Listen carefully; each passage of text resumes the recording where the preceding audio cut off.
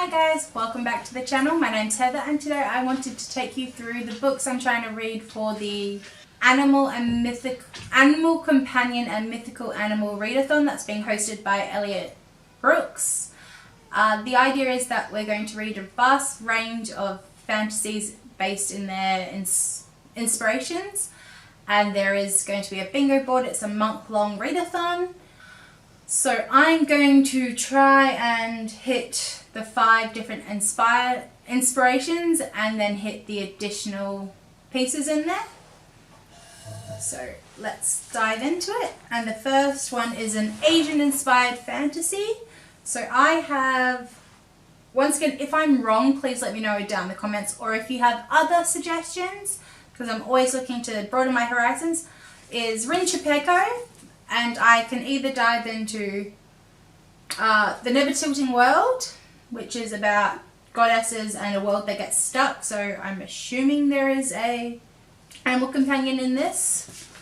Or, oh, this starts with the beast raged in the back, the first line of the blurb. So I might lean more towards this, which is The Bone Witch by Rinchipeko as well. Which is, what I know about this is it's necromantic witches.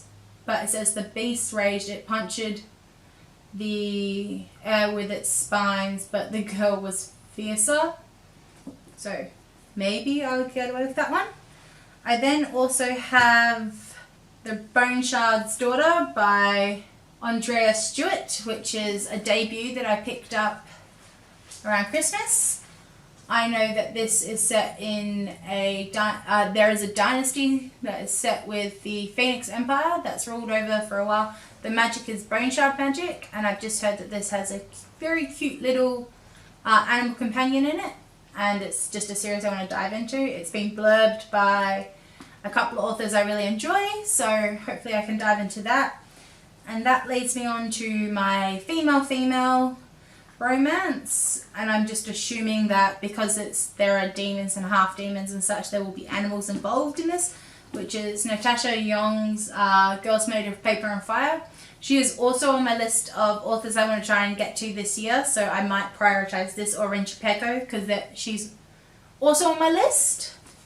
And then we'll dive into African inspired. So I know that I can finish the Beast Made of Midnight duology with the Crown of Thunder, which is a story where a sin eater absorbs people's sins in the shape of animals that appear as tattoos on their body. And that is by Tucci Aberutine, I think. I'll put the thing here. And then I picked up this beautiful, very shiny copy, The Gilded Ones by Nanina Fauna. I'm really sorry if I've butchered any of these names. I must improve in that.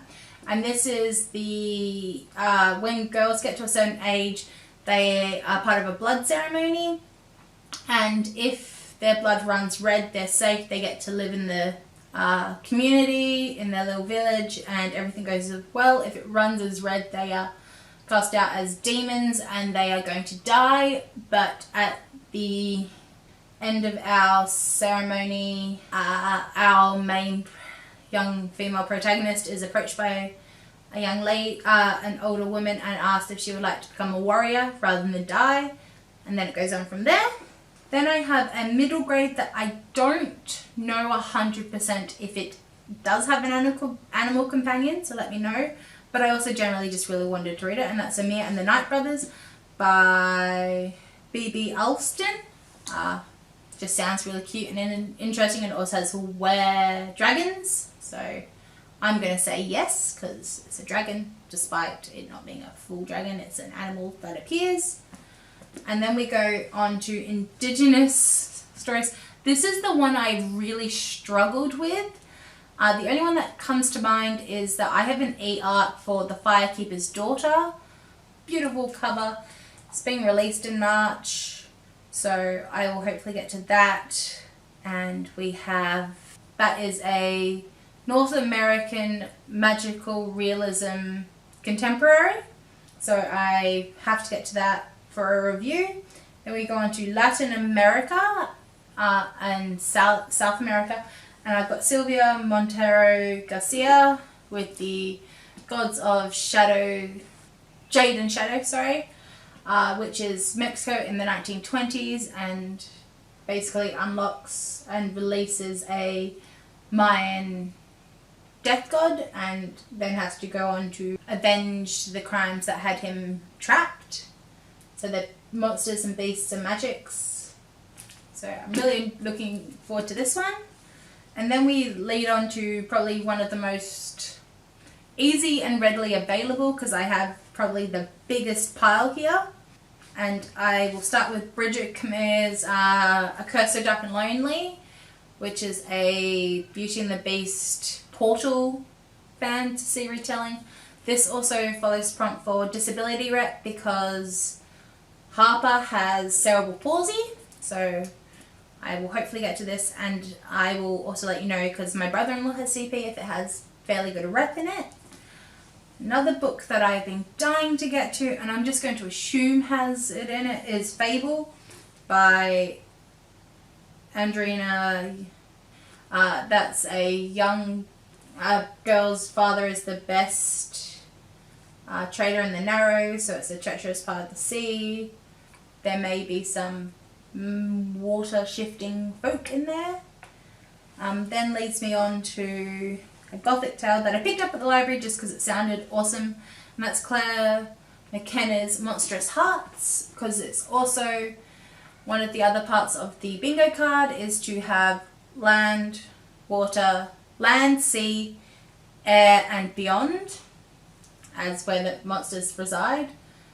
So I'm basically, this is a coastline, leviathans and plot swirls, and it's a sensational fantasy debut with gothic tale of the high seas and a love story for the ages. So other than that and the cover, I'm going to see if I can get to that. I am also taking part in another readathon that dovetails really nicely in with this one, and I'm for Buzzworthathon, which is the other readathon, is to pick up a book that has the word time in the title, and I'm going to pick up Wicked, The Life and Times of the Wicked Witch of the West, given this takes her to a university where she has hominoid speaking animal teachers, and then we meet the flying bats. So this is how the Wicked Witch of the West became her evil self. I've seen the Broadway play of it. Well, not on Broadway, but I've seen the play of it and it's amazing, so I want to actually get to the source material of it. So hopefully that will work out. I then have Maggie Stiebata, who I adore, as in, and has the Scorpio races. This is basically a really long harrowing race that is done on horses and they must survive it. So horses. She writes a lot of sort of whimsical fantasy such stuff, so this is one of her standalones, so I want to get to that as well, hopefully. And then I have a lovely graphic novel to break it up in Nomona, which is also a middle grade, as she is a dragon shifting assistant to the villain in this, so that's quite interesting. Now I'm going to let you know on the other bits we've been encouraged to try and find, and let you know if I've managed to get any of those. So we've also got to find LBGT. I've also been told that Nimona also has LBGT rep. Mental health is another one, so I assume there might be some in here. I will let you know.